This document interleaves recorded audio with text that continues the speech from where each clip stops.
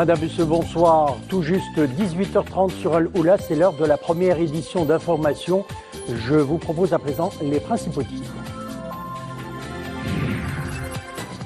Activité royale, Sa Majesté le Roi a procédé cet après-midi à l'inauguration à la commune Sidi Bourknad, préfecture de Salé, à l'inauguration d'un centre de soins de santé primaire réalisé par la Fondation Mohamed V pour la solidarité pour un investissement global de 16 millions de dirhams.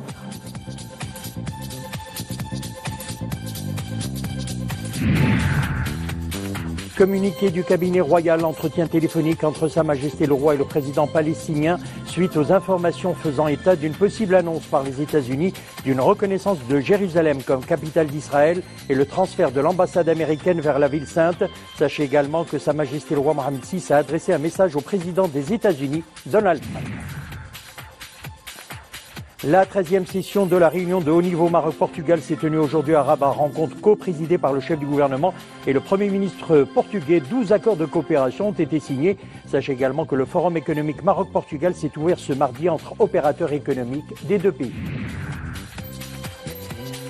Et puis à Casablanca s'est ouvert les deuxièmes assises africaines de l'intelligence économique. Plus de 150 experts de 20 pays sont appelés au cours de cette rencontre de partager leur expérience en la matière. Activité royale en ouverture de cette édition, Sa Majesté le Roi Mohamed VI, nous le disions, a procédé ce mardi à la commune de Sidi Bourknad, préfecture de Salé, à l'inauguration d'un centre de soins de santé primaire réalisé par la Fondation Mohamed V pour la solidarité. Le centre a mobilisé un investissement global de 16 millions de dirhams. Souad Anachet. Ce centre s'inscrit en droite ligne des efforts déployés par Sa Majesté le Roi dans l'objectif de favoriser l'accès des personnes démunies aux soins de santé, d'accélérer les interventions en cas d'urgence médicale et de lutter contre l'irrégularité du suivi médical périodique qui pourrait aggraver les cas des personnes souffrant de maladies chroniques. Le nouveau centre vient répondre à un besoin très pressant en matière d'accessibilité médicale dans une localité de plus de 75 000 habitants et où l'hôpital le plus proche se trouve à une quinzaine de kilomètres. Sa réalisation fait partie intégrante d'un programme d'action mené par la Fondation Mohamed V pour la solidarité et destiné à soutenir le secteur médical national par le biais de programmes de proximité qui viennent conforter l'offre existante et de mécanismes novateurs qui s'adressent aux personnes à besoins spécifiques. Projet novateur, le centre de soins de santé primaire de Sidi Bourknad mettra à la disposition de la population locale des services de proximité de prise en charge des situations d'urgence, des pathologies chroniques et de soins curatifs et préventifs. Les bénéficiaires auront ainsi accès à une offre de soins multidisciplinaires intégrés couvrant le traitement des maladies chroniques ainsi que la santé de la mère et de l'enfant. Cet établissement sanitaire dispose d'une unité des urgences appuyée par une salle de radiologie, un laboratoire d'analyse médicale, de salles de consultation, de médecine générale et de spécialités, de vaccination, de soins bucco-dentaires, d'une salle de repos et d'une pharmacie.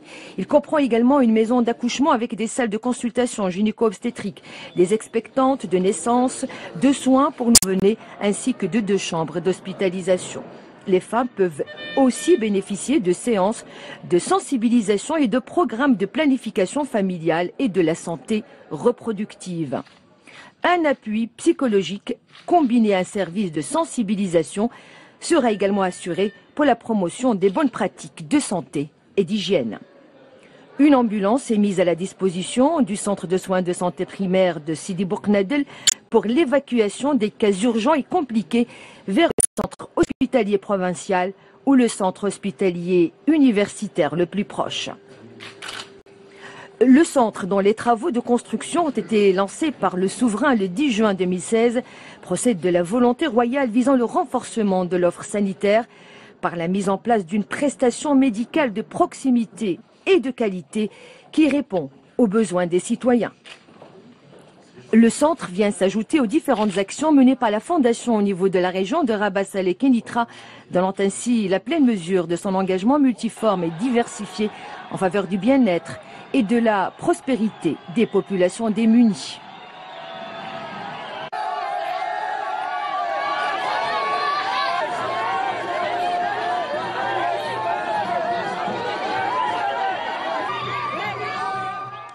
À présent, ce communiqué du cabinet royal suite aux informations faisant état d'une possible annonce par les États-Unis d'Amérique d'une reconnaissance de Jérusalem comme capitale d'Israël et le transfert de l'ambassade américaine vers la ville sainte. Sa Majesté le roi Mohammed VI, que Dieu l'assiste, a eu ce jour un entretien téléphonique avec le président de l'autorité palestinienne, son Excellence M. Mahmoud Abbas.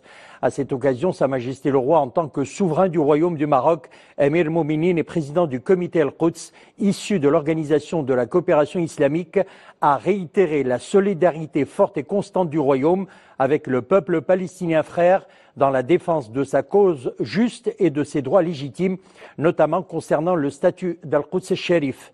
Sa Majesté le roi a également exprimé sa réprobation vigoureuse de toute action de nature à compromettre le caractère multiconfessionnel de la ville sainte ou altérer son statut juridique et politique. Pour sa part, le président palestinien, tout en saluant le rôle et l'action de Sa Majesté le roi, a déploré qu'une telle initiative inappropriée soit à l'agenda de l'administration américaine. Il a exprimé la profonde préoccupation de l'autorité palestinienne quant à ses conséquences graves sur le processus de paix au Moyen-Orient et sur la sécurité et la stabilité dans la région. Sa Majesté le roi et le président palestinien ont convenu de maintenir un contact direct et une concertation permanente sur cette question, ainsi qu'une coordination étroite entre les deux gouvernements afin d'identifier de concert les démarches à entreprendre et les actions à mener. Sachez également que Sa Majesté le roi Mohammed VI, président du comité Al-Quds, a adressé un message au président des États-Unis d'Amérique, Donald Trump. Le texte intégral du message royal sur Adreshad. Louange à Dieu, prière et salut sur l'ensemble de ses prophètes et messagers, de Mohammed VI, roi du Royaume du Maroc, à son Excellence Monsieur Donald Trump, président des États-Unis d'Amérique.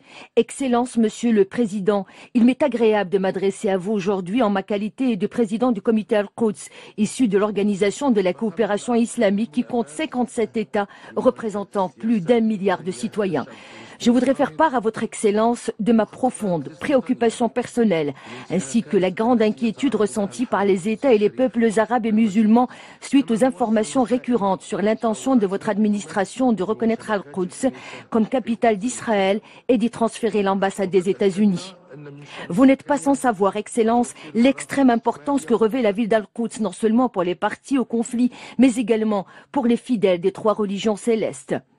De par ses spécificités religieuses uniques, son identité historique séculaire et sa grande symbolique politique, la ville d'Al-Quds doit demeurer une terre de cohabitation et un symbole de coexistence et de tolérance pour tous. Depuis votre investiture, vous avez fait preuve d'une forte volonté et d'une ferme détermination de relancer le processus de paix entre les parties palestiniennes et israéliennes et entrepris des pas prometteurs dans ce sens, ayant joui du soutien continu de la communauté internationale, y compris le Royaume du Maroc. L'actuel pas est susceptible d'impacter négativement les perspectives d'une solution juste et globale au conflit palestino-israélien, sachant que les États-Unis d'Amérique sont l'un des principaux parrains du processus de paix et jouissent de la confiance de toutes les parties. Conformément aux résolutions internationales y afférentes, y compris particulièrement les résolutions du Conseil de sécurité, Al-Quds se trouve au cœur des questions du statut définitif, ce qui exige de préserver sa place juridique et d'éviter tout ce qui est de nature à porter atteinte à son statut politique actuel. Excellence, Monsieur le Président, le Proche-Orient vit au rythme de crise profonde, de tensions continues, de périls en nombre qui nécessitent d'éviter tout ce qui est de nature à exacerber les sentiments de frustration et de déception qui font le lit de l'extrémisme et du terrorisme, à porter atteinte à la stabilité précaire dans la région et à menuiser l'espoir de voir éclore des pourparlers fructueux à même de concrétiser la vision de la communauté internationale sur une solution à deux États. Le Royaume du Maroc, constamment soucieux d'instaurer une paix juste et globale dans la région, conformément aux principes de la légalité et aux résolutions internationales y afférentes, ne doute pas de la perspicacité de la vision de votre respectable administration, ni de votre engagement personnel à la paix et à la stabilité dans la région, et votre ferme détermination à faciliter la relance du processus de paix et éviter tout ce qui peut l'entraver, voire l'arrêter définitivement. Veuillez accepter, Excellence, Monsieur le Président, l'expression de ma haute considération et mon estime. Retenons également ce message de félicitations adressé par Sa Majesté le roi Mohammed VI au roi de Thaïlande, M. Ma Vajiralongkorn, à l'occasion de la fête nationale de son pays. Sa Majesté le roi Mohammed VI a offert hier soir à Rabat un dîner en l'honneur du Premier ministre portugais, M. Antonio Costa, actuellement en visite de travail dans le royaume. Un dîner présidé par le chef du gouvernement, M. Saad Al-Othmani. Ont été conviés à ce dîner les présidents des deux chambres du Parlement, les conseillers de Sa Majesté le roi, M. Yassir Znaghi et Abdeltif Mnouni, ainsi que des membres du gouvernement, l'ambassadrice du Maroc à Lisbonne et plusieurs opérateurs économiques. Y ont également assisté, côté portugais, les membres de la délégation officielle accompagnant le Premier ministre, l'ambassadrice du Portugal à Rabat et plusieurs autres hautes personnalités.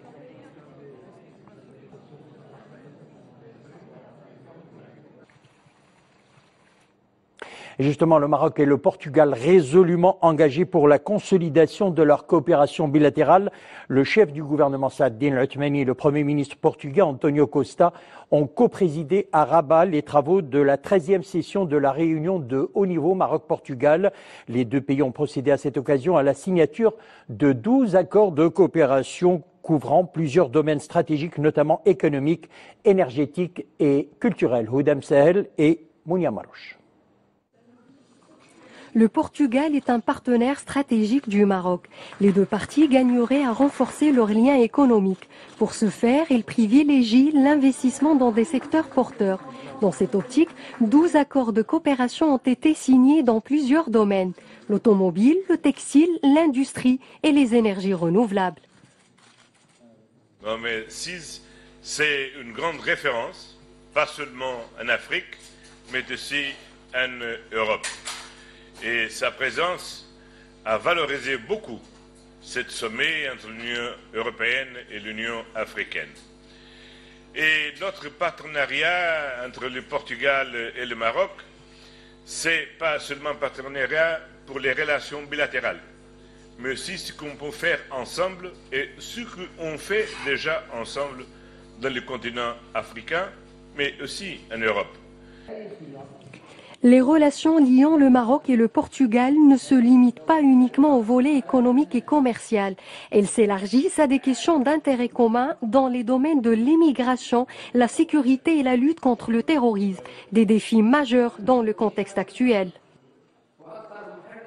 Il y a la défense des intérêts du Maroc, donc on se réjouit si le Portugal préside par exemple n'importe quelle institution européenne, parce que le Portugal a toujours défendu, disons, les positions en général du Maroc. Bien sûr, il y a d'autres pays qui les défendent, parce que je crois que ce partenariat stratégique avec le Portugal, les pourparlers qui se sont passés hier et aujourd'hui, etc., renforcent encore ce partenariat. Cette réunion de haut niveau, l'occasion pour les deux pays de promouvoir la coopération triangulaire Maroc, Portugal et pays tiers du continent africain. L'Afrique où le Maroc joue un rôle de premier plan. Et puis le Forum économique Maroc-Portugal s'est ouvert également aujourd'hui, organisé sous le thème des synergies pour le co-investissement industriel. Le Forum réunit une importante délégation d'entrepreneurs portugais et d'opérateurs économiques marocains s'activant dans divers domaines. Un événement initié par la CGEM, la Confédération Générale des Entreprises du Maroc. Khadija Zaroual, Nisrine Hamdaoui. Entre deux économies complémentaires se dessinent des perspectives alléchantes de coopération. Le Maroc et le Portugal capitalisent sur leurs atouts et s'attellent à co-construire de nouvelles chaînes de valeur au sein de leurs marchés respectifs, mais également en Europe et en Afrique. Dans ce forum économique maroco-portugais, de nouvelles pistes de partenariat émergent dans des secteurs à forte valeur ajoutée. Certains axes sont nouveaux, d'autres on passe à un palier supérieur, mais comme l'énergie et l'agro-industrie, c'est un palier de coopération supérieur. Et nous sommes très confiants, et c'est les bases de la confiance des opérateurs donc économiques, et nous sommes assez plutôt très contents de ce nouveau palier que nous passons ensemble. Les objectifs sont nous étions en 2009, nous avions à peu près 30 entreprises portugaises présentes au Maroc. Aujourd'hui, nous sommes passés à 300. Même les chiffres de relations commerciales ont augmenté plus que ce qu'on imaginait il y a quelques ans. De nos jours, nos relations commerciales représentent déjà quasi 1 milliard d'euros par an. Et je crois qu'on y arrivera très très très bientôt, soit en 2019 ou au pire des cas en 2020. Cet enthousiasme s'illustre dans la signature de conventions et d'accords de coopération entre des opérateurs privés marocains et portugais dans des secteurs porteurs, l'automobile et le textile. Une convention avec la Fédération textile portugaise pour créer un écosystème transnational entre le Maroc et le Portugal. L'idée, c'est de considérer l'industrie textile marocaine et portugaise comme une seule industrie. La seconde convention concerne la signature d'une convention avec le CITEV. Le Portugal a développé des centres techniques et d'expertise les plus importants d'Europe. Nous avons donc signé une convention avec ce centre technique et ce centre d'expertise qui va pour la première fois investir dans un pays étranger et c'est chez nous qu'il va investir pour apporter des savoir-faire. Ici au Maroc, je pense que c'était très important dans le futur. Il va être plus important qu'aujourd'hui. Et nous avons déjà beaucoup de compagnies ici au Maroc, mais nous offrons de la pont avec notre compagnie qui peut s'installer ici au Maroc dans le futur très proche. Vous savez que l'industrie automobile au Maroc a eu une grande croissance les dernières années. Elle va encore avoir une grande croissance les années à venir. Et donc, pour certains produits, il est très important d'être très proche de nos clients, des constructeurs. Donc, il y aura certainement des sociétés portugaises il y a déjà des sociétés qui ont investi au Maroc. Il y a d'autres qui sont en train d'investir. Il y a d'autres qui vont investir pour le futur. Le Portugal affiche bel et bien sa volonté de développer davantage ses liens économiques et commerciaux avec le Maroc, qui est actuellement le 10e client de ce pays lusophone. Mobilisation des moyens nécessaires en vue de venir en aide aux populations touchées par la vague de froid, notamment dans les régions montagneuses. Le ministère de l'Intérieur a donné ses instructions aux walis et gouverneurs pour l'activation des centres de commandement provinciaux en vue de suivre toujours de près la situation. C'est ce qu'indique un communiqué du ministère de l'Intérieur. On retrouve Nissine Hamdaoui. Dans le cadre des mesures proactives face aux perturbations météorologiques et à la forte baisse des températures que connaissent certaines régions du royaume pendant l'hiver, en particulier dans les zones montagneuses, le ministère de l'Intérieur a donné ses instructions aux walis et aux gouverneurs concernés pour l'activation des centres de commandement provinciaux en vue de suivre de près la situation et de prendre les mesures à même de garantir la protection de la population et la sécurité de ses biens. C'est ce qu'indique un communiqué du ministère de l'Intérieur. Le ministère souligne que cette mobilisation va se faire en coordination étroite avec les services compétents du ministère de l'Équipement, du Transport, de la Logistique et de l'Eau, du ministère de la Santé, de la Gendarmerie royale, de la Protection civile, des élus locaux et des représentants de la société civile.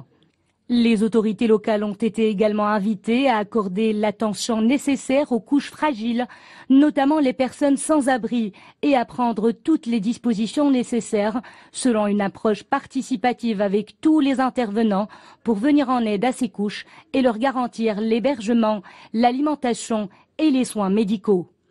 Dans ce cadre, un poste de commandement central interministériel de suivi, composé des représentants de différents services concernés, a été activé au niveau du ministère de l'Intérieur en vue d'assurer le suivi de la mise en œuvre des plans opérationnels élaborés par les provinces concernées et coordonner les interventions au niveau national.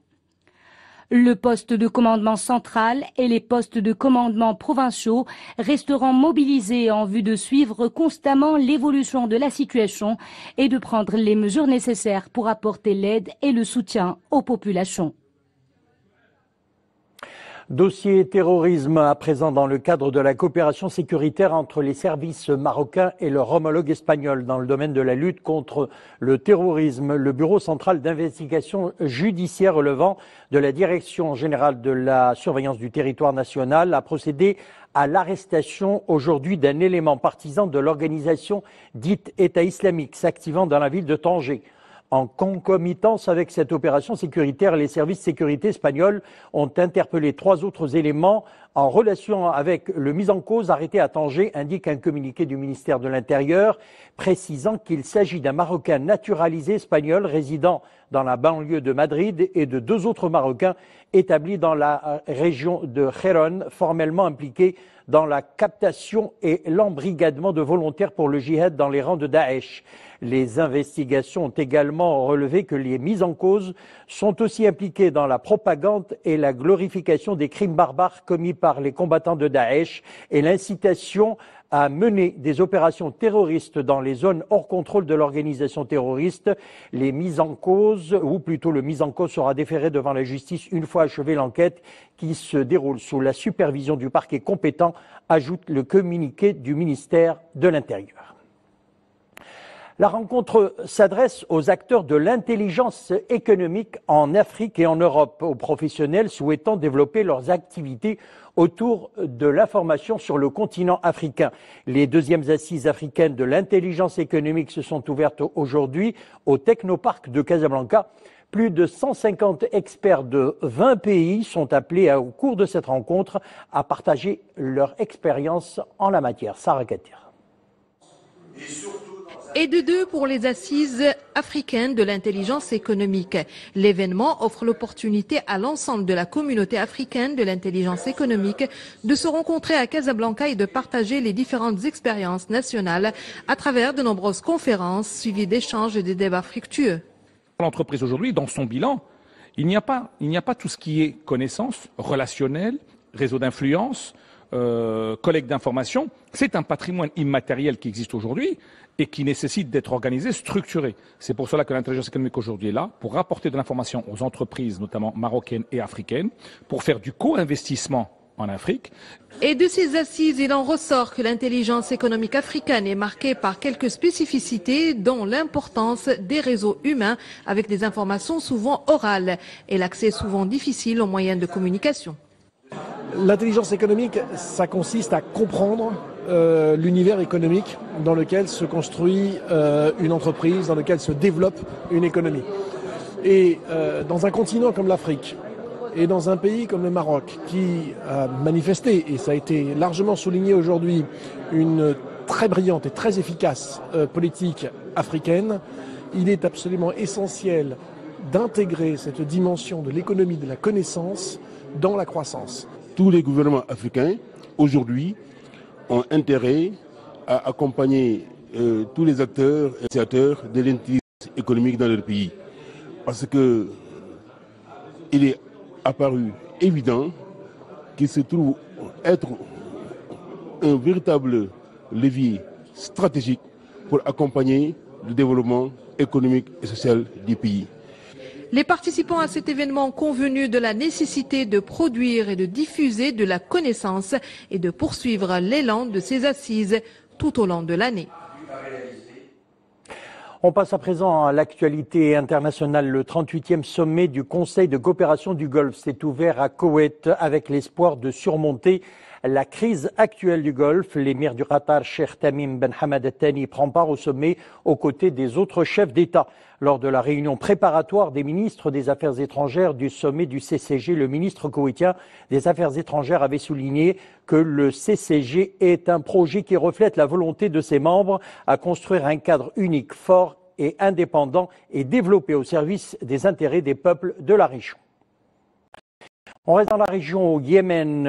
Au lendemain de l'assassinat de l'ex-président Ali Abdullah Salah, les rebelles houthis ont renforcé leur emprise sur la capitale yéménite Sanaa. Des rumeurs circulent d'ailleurs sur des arrestations non confirmées de plusieurs personnalités au sein de l'administration et de l'armée jugées favorables à l'ancien président. La capitale yéménite a passé la nuit sous les bombardements et les survols intensifs de l'aviation de la coalition qui combat les rebelles depuis 2015. Un haut responsable houthi a annoncé le lancement d'une campagne de répression contre des proches de Ali Abdullah Saleh.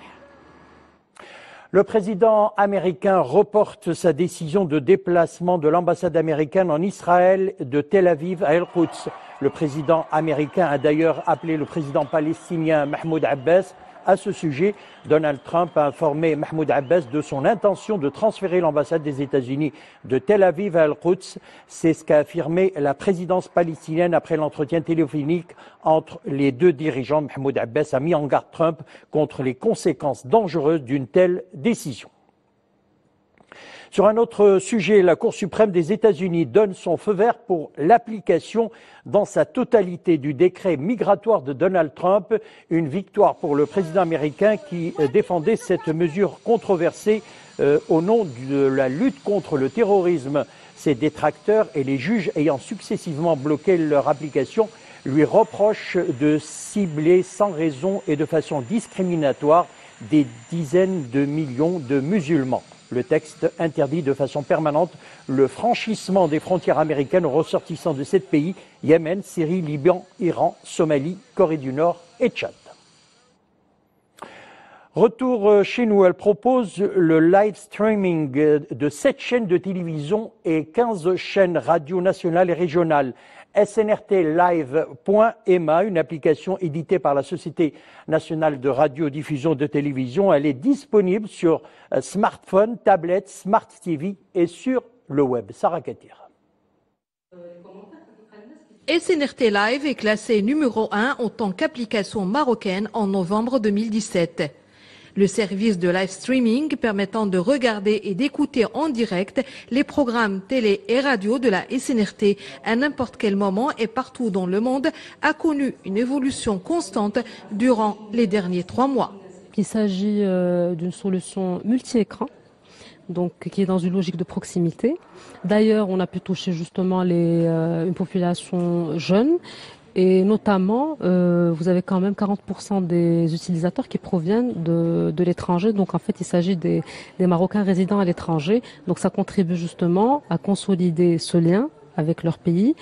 Et à ce niveau-là, donc la SNRT répond parfaitement à sa mission de service public.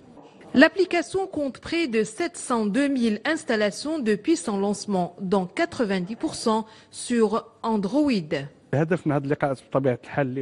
Notre objectif à travers l'organisation de cette rencontre est d'annoncer ces résultats encourageants, mais aussi d'avoir des échos pour pouvoir aller de l'avant afin d'améliorer nos prestations dans la SNRT Live. SNRT Live est un produit pour tous les écrans, mobiles, ordinateurs ou tablettes, un service de live streaming et de time shifting qui continue d'évoluer en fonction des attentes des internautes.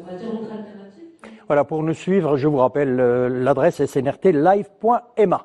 C'est la fin de cette édition. Merci de l'avoir suivi. Le retour de l'info 20h30 sur Loula. Le journal vous sera présenté ce soir par Kaïs Mouassine. Une excellente soirée. On se donne rendez-vous demain.